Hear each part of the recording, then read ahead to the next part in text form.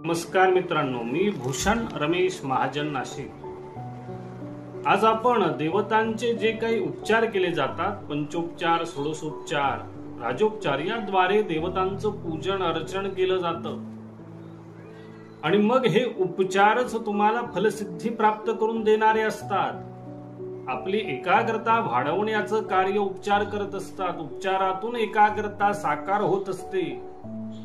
काही जण म्हणत असतात की देवाचे उपचार करायचे म्हणजे औपचारिकता आहे, उपचार म्हणजे औपचारिकता नव्हे। उपचार काय करतात तर उपचाराची गती एकाग्रतेपायी।